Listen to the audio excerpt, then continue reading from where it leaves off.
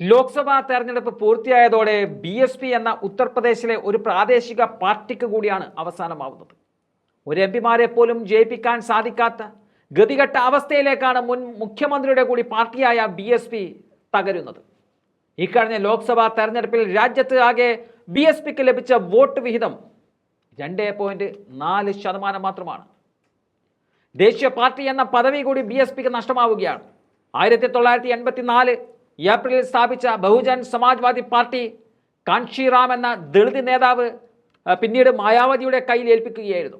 1997 BSP ദേശീയ പാർട്ടിയായി അംഗീകരിക്കപ്പെടുന്നത്.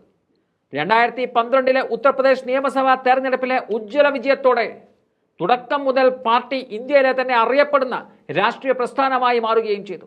ദേശീയ കക്ഷികളായി തെരഞ്ഞെടുപ്പ് കമ്മീഷൻ അംഗീകരിച്ചത് മുതൽ നിലവിൽ 6 രാഷ്ട്രീയ പാർട്ടികളാണ് രാജ്യത്തുള്ളത്.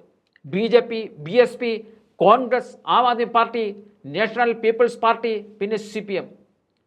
1968 ഉത്തരവ് പ്രകാരം പൊതു തെരഞ്ഞെടുപ്പുകളിൽ 4 അതിലധികമോ സംസ്ഥാനങ്ങളിലെ മൊത്തം വോട്ടിന്റെ 6% നേടിയാൽ മാത്രമേ ദേശീയ പാർട്ടിയായി അംഗീകരിക്കാൻ കഴിയുകയുള്ളൂ എന്നതാണ് ചട്ടം. പാർലമെന്റിൽ കുറഞ്ഞത് 4 അംഗങ്ങളെങ്കിലും ആവശ്യമാണ്. അതുമല്ലെങ്കിൽ കുറഞ്ഞത് 4 വ്യത്യസ്ത സംസ്ഥാനങ്ങളിൽ ഒരു സംസ്ഥാന പാർട്ടിയായി അംഗീകരിക്കപ്പെടണമെന്നും പറയുന്നുണ്ട്. 18ാം ലോക്സഭയിൽ പാർട്ടിക്ക് സീറ്റുകളൊന്നും ലഭിച്ചിരുന്നില്ല. ആകെ വോട്ടിന്റെ 2.04% മാത്രമാണ് പാർട്ടിക്ക് ലഭിച്ചതെന്ന് തെരഞ്ഞെടുപ്പ് കമ്മീഷൻ ഓഫ് ഇന്ത്യയുടെ വെബ്സൈറ്റിൽ പറയുന്നുണ്ട്. ഇക്കാരണത്താൽ ദേശീയ പദവി നിലനിർത്തുന്നതിനുള്ള ആദ്യ 2 മാനദണ്ഡങ്ങളാണ് BSPക്ക് നഷ്ടപ്പെട്ടിരിക്കുന്നത്. 2024 തെരഞ്ഞെടുപ്പിന്റെ അന്തിമ ഫലങ്ങളും സ്ഥിതിവിവര കണക്കുകളും ഇതുവരെ പ്രസിദ്ധീകരിച്ചിട്ടില്ലാത്തതുകൊണ്ട് കണക്കുകൾ വ്യക്തമല്ല. 3ാമത്തെ മാനദണ്ഡത്തിന് 4 അതിലധികമോ സംസ്ഥാനങ്ങളിൽ അംഗീകൃത സംസ്ഥാന പാർട്ടിയാകാനുള്ള വ്യവസ്ഥകൾ പാർട്ടി പാലിക്കേണ്ടതുണ്ട്. നിലവിൽ അത്തരമൊരു പദവിയും BSPക്ക് അവകാശപ്പെടാനില്ല എന്നതും വാസ്തവമാണ്. 2019 ഇപ്പോഴുമുള്ള എല്ലാ സംസ്ഥാന നിയമസഭാ തെരഞ്ഞെടുപ്പുകളിലും 2022 സംസ്ഥാന തെരഞ്ഞെടുപ്പിൽ 12.88% വോട്ടുകൾ മാത്രം നേടിയ ഉത്തർപ്രദേശിൽ മാത്രമാണ് BSP സംസ്ഥാന പാർട്ടിയാകാനുള്ള മാനദണ്ഡം പാലിക്കുന്നത്.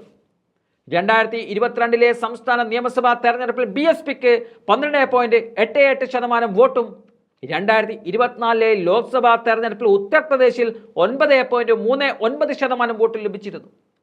അധിക സംസ്ഥാനങ്ങളിൽ സംസ്ഥാന പാർട്ടിയായി അംഗീകരിക്കപ്പെടണമെങ്കിൽ ആ സംസ്ഥാനങ്ങളിലും നടക്കുന്ന തെരഞ്ഞെടുപ്പുകളിൽ BSPക്ക് സമാനമായ വോട്ട് ശതമാനം നേടേണ്ടതുണ്ട്.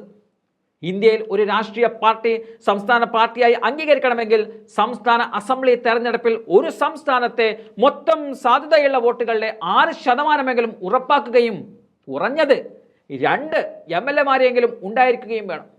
അല്ലെങ്കിൽ കഴിഞ്ഞ ലോക്സഭാ തെരഞ്ഞെടുപ്പിൽ ആ സംസ്ഥാനത്ത് ആകെ സാധുവായ വോട്ടിന്റെ 6% നേടുകയും ആ സംസ്ഥാനത്ത് നിന്നും ഒരു MP ഉണ്ടായിരിക്കുകയും വേണമെന്നും നിയമം പറയുന്നുണ്ട്.